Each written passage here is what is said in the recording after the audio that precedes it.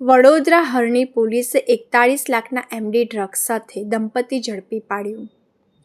મધ્યપ્રદેશથી Scorpio કારમાં mephedrone લઈ અમદાવાદના રવિને આપવા નીકળેલા દંપતીને દબોચ્યું. રવિ વડોદરામાં આવીને ડ્રગ્સની ડિલિવરી લેવા માટે આવવાનો હતો.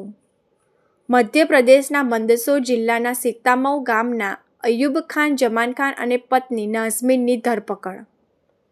આરોપી નાઝમીને બાંધ્યા હતા 1 કિલો ઉપરાંતના ડ્રગ્સના પેકેટ છાતી ઉપર. દંપતી મંદસૌરના જાફર પાસેથી 7 લાખમાં 1 કિલો 396 ગ્રામ 710 મિલીગ્રામ જથ્થો લઈ અમદાવાદના રવિને ડિલિવરી કરવા નીકળ્યું હતું.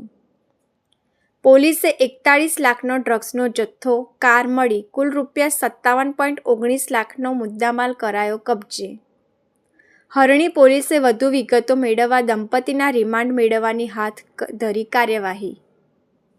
હરણી પોલીસે દંપતી સામે NDPS એક્ટ હેઠળ ગુનો દાખલ કરી હાથ ધરી કાર્યવાહી. ગઈકાલે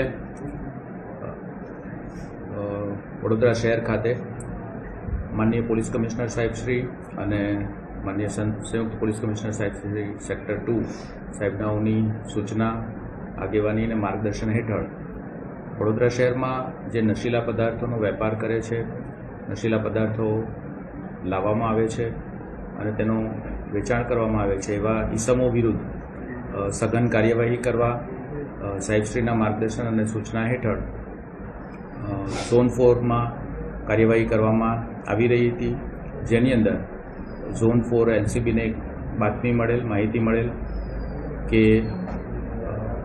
એક ઈસમ મધ્યપ્રદેશથી વડોદરા શહેર ખાતે ડ્રગ્સનો જથ્થો લઈને આવવાના છે, જે બાબતે અત્રેના હરણી પોલીસ સ્ટેશન વિસ્તારમાં વોચ ગોઠવવામાં આવેલી અને જ્યારે આ ઈસમ અને કાર અહીંયાથી પસાર થતી હતી ત્યારે તેમને રોકીને તેમની ઝડપી તપાસ કરવામાં આવેલ,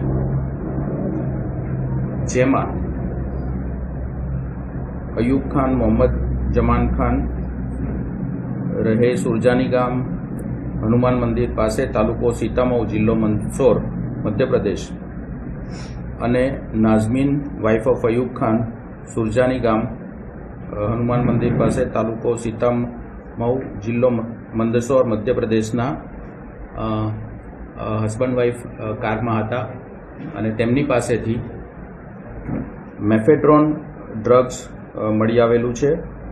કુલ વજન 1 કિલો 396 ગ્રામ, કિંમત 41,90,130 રૂપિયા. આ ડ્રગ્સ બાબતે તેઓ પાસે કોઈ કાયદેસરના કાગળો કે આધાર પુરાવા ન હોય અને બિલકુલ ગેરકાયદેસર આ ડ્રગ્સ હોય, જે FSLની પ્રાથમિક તપાસણીમાં જાણવા મળેલ, જેથી બંને ઈસમોને ડિટેન કરી અને કાયદેસરની કાર્યવાહી કરવામાં આવેલ છે. તેઓની પાસેથી મોબાઈલ ફોન અને ગુનામાં વપરાયેલ કાર તેમજ મેફેડ્રોનનો જથ્થો વગેરે મળીને કુલ 57,19,630ની કિંમતનો મુદ્દામાલ આ ગુનાના કામે કબજે કરવામાં આવેલ છે. બંને તોહમતદારને અટક કરવામાં આવેલ છે અને હરણી પોલીસ સ્ટેશન ખાતે NDPS એક્ટની જોગવાઈઓ અંતર્ગત ગુનો દાખલ કરવામાં આવેલ છે. આ બંને આરોપીઓ ગોલ્ડન ચોકડીથી શહેરની અંદર દાખલ થઈ રહ્યા હતા, તો ગોલ્ડન ચોકડીથી આગળ એરફોર્સવાળો જે રોડ છે એ રોડ ઉપર તેઓને પકડી પાડવામાં આવે.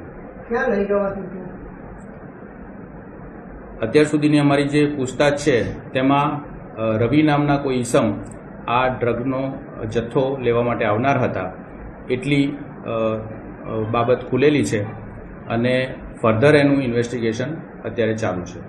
રવિ નામનો વ્યક્તિ ક્યાં છે? ક્યાંનો રહેવાસી છે ને ક્યાં વડોદરા રહેવા આવવાનો હતો કે રસ્તામાં કોઈ જગ્યાએ મળવાના હતા? આ ઈસમ વડોદરા ખાતે ડિલિવરી લેવા માટે આવવાનો હતો એવી હાલ પૂરતી અમારી પાસે માહિતી છે.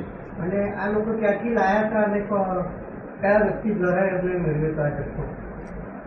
બંને વ્યક્તિઓની અટકાયત કરવામાં આવેલ છે એમનું ઇન્ટરોગેશન ઇન્વેસ્ટિગેશન હાલ ચાલુ છે.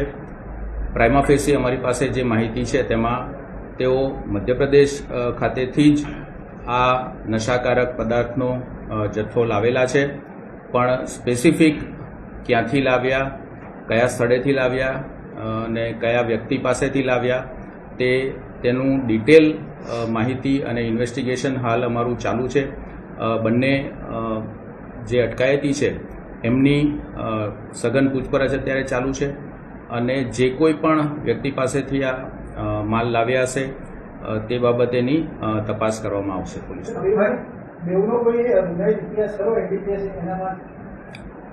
અત્યારે અમારી પાસે જે ઇન્ફોર્મેશન છે તેમાં અગાઉ કોઈ ગુનાહિત ઇતિહાસ અમારા ધ્યાન પર આવેલ નથી. આ ફર્સ્ટ ટાઈમ જ વડોદરા તરફ આવ્યા છે કે અગાઉ કોઈ સ્ટેટમાં એમને પહોંચવું કર્યું છે? એ તમામ બાબતોની હાલ બંને આરોપીને ધરપકડ કરી છે અને એનું ઇન્વેસ્ટિગેશન હાલ ચાલુ છે.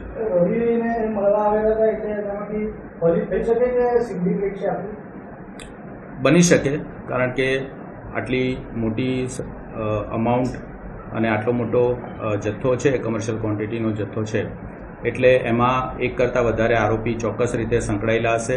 એમના સપ્લાયર પ્લસ અહીંના સ્થાનિક લોકો જે રિસીવ કરીને પછી એને પેડલિંગ કરે છે એ લોકો પણ સંકળાયેલા હશે. એ તમામ બાબતોની સર્વગ્રાહી તપાસ કરવા માટે હાલ અમારું ઇન્વેસ્ટિગેશન ચાલુ છે. પ્રાઇમા ફેસી અમને જણાવ્યું છે, પણ એ માત્ર એટલું જ નામ છે અને એની કોઈ વિગતવાર વિગત કે વ્યક્તિનું એડ્રેસ કે ખરેખર આ નામ સાચું છે અને ખરેખર વ્યક્તિ કોણ છે એના બાબતની કોઈ ડિટેલ હાલ અમારી પાસે ઉપલબ્ધ નથી, જેથી ફર્ધર ઇન્વેસ્ટિગેશન પર આ તમામ બાબતો ડિપેન્ડ કરશે. આ ફર્સ્ટ ટાઈમ વડોદરામાં આટલું જથ્થો પકડાય એવું કહી શકાય? વડોદરા શહેર પોલીસ દ્વારા NDPS ના એક્ટ હેઠળની કાર્યવાહી અને નશાનો જે વેપાર કરે છે લોકો, એમાં એ લોકોને પકડી પાડવા માટે, એમના વિરુદ્ધ સખત કાર્યવાહી કરવા માટે સરકારશ્રીની પણ ઝીરો ટોલરન્સની નીતિ છે અને વડોદરા શહેર પોલીસ દ્વારા પણ એ દિશામાં સતત અને સખત કામગીરી કરવામાં આવી રહી છે. અગાઉ પણ જે કોઈ પણ આ રીતનું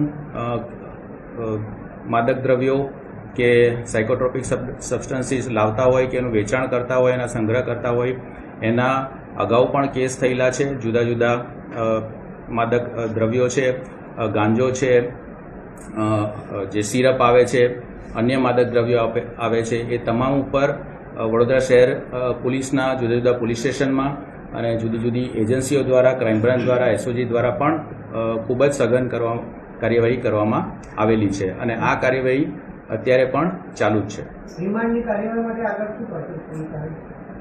નામદાર કોર્ટમાં બંને આરોપીના ફર્ધર રિમાન્ડ માટે અમારી પ્રોસિજર ચાલુ છે અને જે કોઈ પણ આગળ અમારું ઇન્વેસ્ટિગેશન છે એમાં જે કંઈ પણ બાબતો ખુલશે એ આપને અમે જણાવીશું. એવું અત્યાર સુધી અમારા તપાસમાં આવેલું નથી.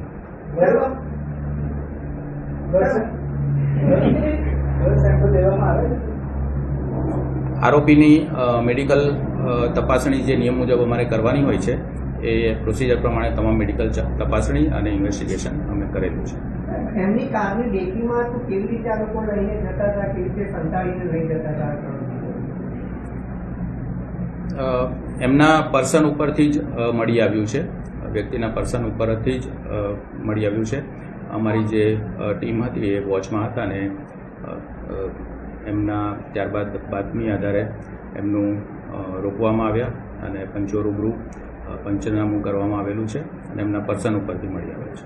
આ મહિલાની છાતી પર બાંધીને લઈ જવાની વાત સાચી છે? સોરી, મહિલાની છાતી પર બાંધવામાં આવ્યું હતું, આ ડ્રગ્સના પેકેટ બાંધવામાં આવ્યા હતા, લઈ જવાથી વાત? યસ, એમના પર્સન ઉપરથી મળી આવ્યું છે. યસ.